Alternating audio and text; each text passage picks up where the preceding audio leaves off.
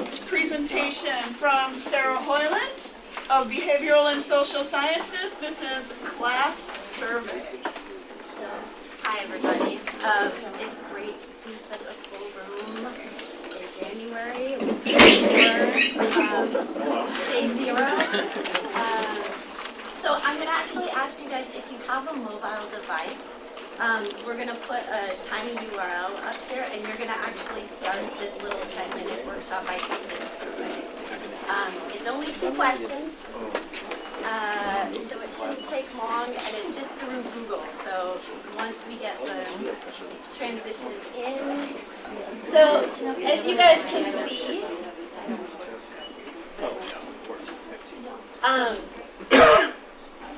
85.4% of the group does not have a tattoo. 14.6% does, right? So, I was thinking about what kind of question would maybe engage people, lighten the mood a little bit, be something most people are comfortable answering. And I selected this because I teach sociology. So if I were using a question, this actually would be a good question for my students.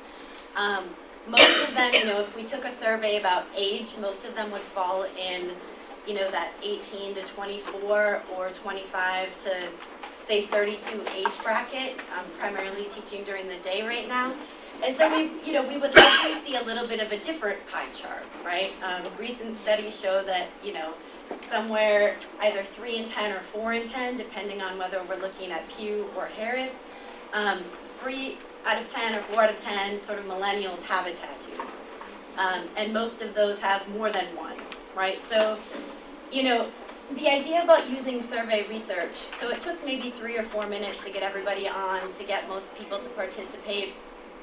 And then it sort of serves as a great launching point to have a discussion about, something related to your class. So in my class, I would ask students so would we expect more males or females to have tattoos?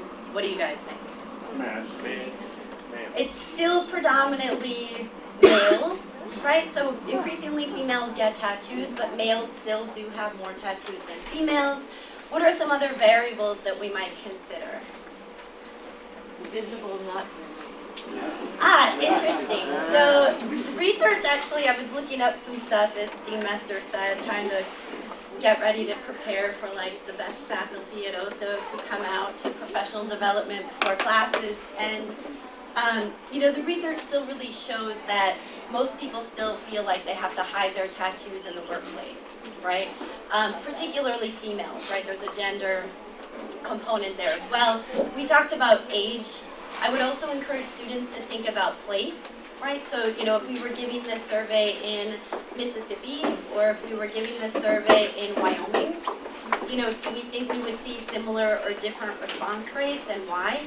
And so, just in a sociology class, getting them to think sociologically from the first day, getting them interested in a topic, and then, of course, as someone who's interested in numeracy and quantitative literacy, getting them familiar with something as basic as a pie chart. A lot of our students don't necessarily feel comfortable. So with you guys, I just jumped in and said, okay, we can see. But if I were doing this in class, I would ask students to interpret the pie chart. I would ask them to maybe speak with a partner and ask them what they think it means. And we can quickly check out our next question. So, how ready do you feel to begin spring semester? It's an honest group, right? So, this is also a great way to gauge where students are at, right? If you are teaching a course, that maybe has a lab component, that has an online component. Of course, we have the Are You Ready online modules through EdTech. But this is a quick snapshot way that you can see on the first day, or maybe the first or second class, where your students are. Are there any questions? How long does it take to set up this tiny URL ahead of time, before the class? So funny story and great question. So, as I said, I was really debating which platform, and, I spent most of my time actually thinking about these questions, believe it or not. So when I came today, I did not have a tiny URL, because the tiny URL that Google gives you is not tiny. It's like 14 characters, upper, lower, numbers, and I was like, they're never going to be able to type this in. Like, Carlos created the day 0, 2019 in about 2 minutes this morning. So super easy, super fast. It's easy to drop into your Blackboard site. And then, depending on what it is, if you wanted to do even a pre and post, if you wanted to link this to assessment, if you wanted to link it to, how prepared they feel to take the class week 1 and week 14, you could have some easy sort of ready data and ask them to look at, before and after. Great question. Any other quick questions? Yeah, Nelson. Do you have experience working with Socrates or the other apps like Pulse Everywhere that have a similar approach? So that's what, I was debating for this. I like using Google. I even use Google in research, right? Just because you can do a little bit more with it, and because everything is in my drive, it's easier for me to keep track of. But there's a lot of different apps you could use if you want to make your class more mobile friendly, right? Absolutely. And I'm sure Carlos and EdTech would have more. So I've seen it with Kahoot. I've used Nearpod in class.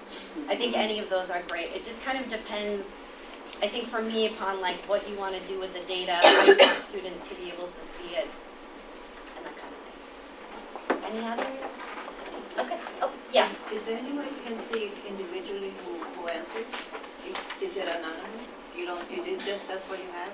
Yeah, so that's actually another reason, thank you for asking, I selected this, just because you don't see respondents. So when I created the survey, I didn't have you log in through Google or anything like that, so there's no identifiers.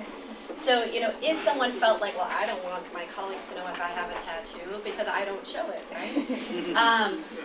Then, so, there was a little note at the top of the survey, I tried to write small that everything's anonymous, I can't tell. But that would be really important, I think, even if you ask something really basic like, are you scared for this class? Something like testing their anxiety, just so that they know that you will never know how they responded, their peers will never know. Now with Kahoot and Nearpod, they need a username. So that can be a little bit tricky because sometimes they'll put their real name, even though you tell them, please don't put your name, and then everybody knows who it is. Great, thank you, Sarah.